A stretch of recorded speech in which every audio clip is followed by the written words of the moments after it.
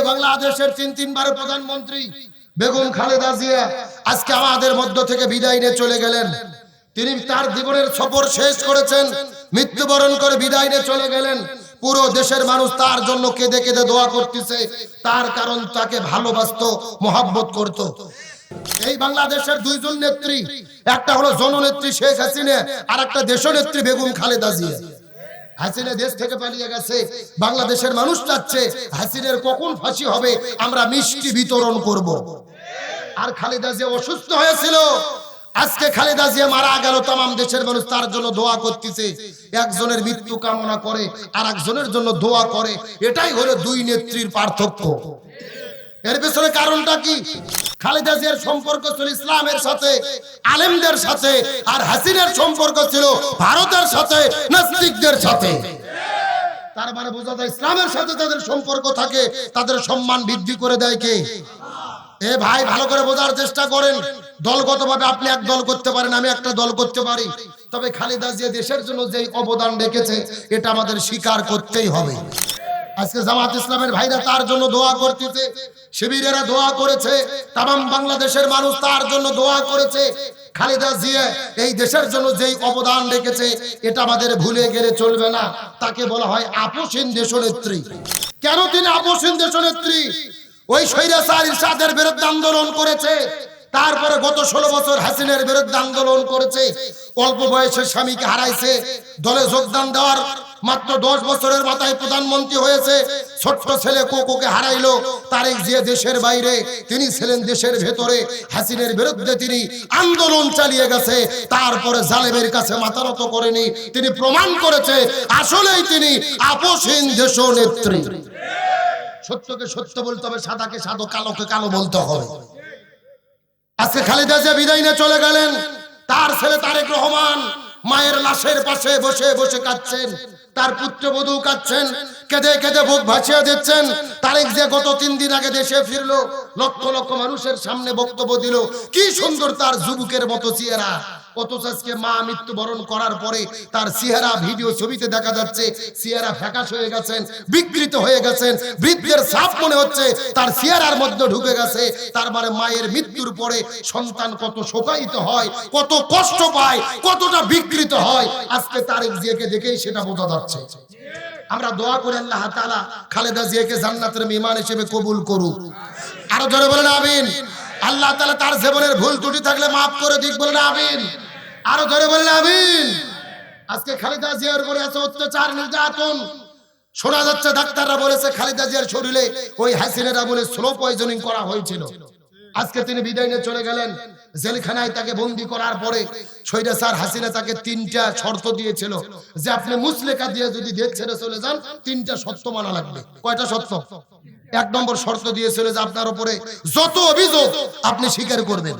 2 নম্বর শর্ত দিয়েছিলেন যে আপনার জন্ম তারিখ হলো 15 তারিখ, ওই 15ই আগস্ট জন্ম তারিখ কাটিয়ে 16 তারিখ বানানো লাগবে। কারণ কি?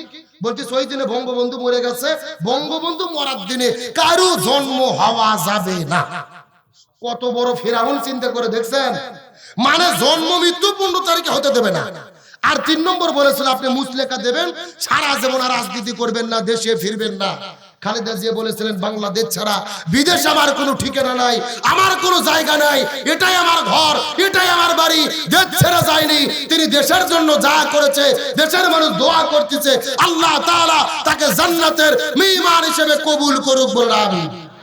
আর যারা জুলুম করে, যারা অন্যায় করে, যারা অবিচার করে, তাদেরকে দেশ ছাড়া করে কে? বেগম খালেদা জিয়ার কথা বলেছে দেখে মন খারাপ করেছেন? আরে ভাই, কি মাস্কার আর কি ঠাট্টা। আজকে খালেদা জিয়া মারা গেল, হাসিনা দিল্লি থেকে ব্রিফিং দিয়েছে যে খালেদা জিয়া মরাতে আমি খুবই কষ্ট পেয়েছি, আমি সমজ্ঞাপনা জানাচ্ছি, সমবেদনা জানাচ্ছি। কি রকম ডাইনি, চিন্তা করেন, যে নিজেই খালেদা জিয়া জেলে বন্দী করলো, শরীরের মধ্যে বিষ পয়জনিং ঢুকলো। বেগম খালেদা জিয়ার স্বামীর বাড়ি থেকে গলা ধাক্কা দিয়ে বের করে দিলেন, জেলের মধ্যে বন্দী করলেন, শরীরে বিষ ঢুকাইলো। আজকে আবার তিনি সমবেদনা জানাচ্ছে। মাঝে মাঝে খালেদা জিয়ার রোগ নিয়ে তিনি তামাশা করতো, বলতো খালেদা জিয়া ভুরু মাখাইয়া মেকআপ করে হসপিটালে যায়, এই মরে মরে যায় যায়, 80 বছর বয়স তো মরে না কে? এমন বক্তব্য শুনছেন না? খালেদা জিয়া অসুস্থ, তার টিটকারি মারতো। আজকে আজকে তার জন্য তিনি বলতেছে আমি দোয়া করি। হাসিনার ছেলে জয় বলতেছে সমবেদনা জানাই। এদেরকে বলতে চাই তোমাদের সমবেদনা জানাতে হবে না। আজকে খালেদা জিয়া মারা গেল, এর দায় তোমরাও এড়াতে পারো না। এর পিছনে প্রধান দায়ী হলো তোমরা। এই মানুষটাকে জেলে রেখে তার জীবনকে শেষ করে দিয়েছে। ডাক্তার বলেছে তার পুরো শরীর স্লো পয়জনিং ভাইরাস ছড়িয়ে পড়েছিল। এই জন্য এত চিকিৎসা করার পরেও কোনো কাজ হয়নি। আজকে তোমরা সমবেদনা জানাচ্ছ, ঠাট্টা করতেছো, তবে আল্লাহর খেলা। আজকে খালেদা জিয়া মারা গেছে, তার জানাজা হবে, লক্ষ লক্ষ মানুষ উপস্থিত হবে। আর হাসিনা বর্তমানে মরলে আর জানাজার লোক পাওয়া যাবে না। কেরে দিল্লি তো মুসলমান আছে মোদির কাছে, আশেপাশে লোকই নাই। জিয়া মারা গেছে, লক্ষ লক্ষ লোক জানাজা পড়েছে, আর বঙ্গবন্ধুর জানাজার দৃশ্য বাংলার জমিনে নাই। তার মানে বোঝা গেল যারা ইসলামের পক্ষে থাকে আল্লাহ তাদের সম্মানিত করে, আর যারা ইসলামের বিরুদ্ধে দাঁড়ায় আল্লাহ তাদেরকে ফিরাউন নমরুদের মতো লাঞ্ছিত করে। আল্লাহ তাআলা খালেদা জিয়াকে জান্নাতি করুক বলেন আমিন। তারেক জিয়াকে সবুর করার তৌফিক দিক বলেন আমিন।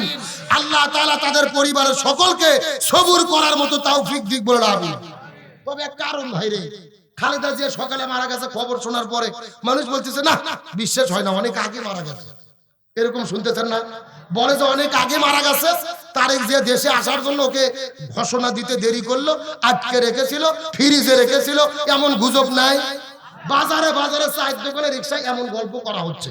আমরা বলবো না, যার ব্যথা সে বোঝে, মায়ের সে মাসির দরদ বেশি নয়। তারেক জিয়া বুঝতেছে কষ্ট কাকে বলে। সুতরাং ওর মা কবে মারা গেল, কবে ঘোষণা দিল, গুজব ছড়াই না ভাই। একটা মানুষকে নিয়ে তারাই ভালো বুঝবে কি ঘটনা। এর জন্য আমরা মিথ্যে গুজব ছড়াইয়া জবাবদিহিতা করার কোনো দরকার। সঠিক মিথ্যা মৃত্যু কখন কার আসবে একমাত্র জানে কে। আরো জোরে বলেন। আমরা দোয়া করে জান্নাতে চেপে কবুল করুক বলে আমিন। হাসিনা যে দেশ ছেড়ে পালিয়ে গেছে, ও কি বসে আছে? মাঝে মধ্যে কিন্তু ভেলকি মারে, বলে আমি সীমানার কাছে আছি, যে কোনো সময় শর্ট করে ঢুকে পড়তে পারি।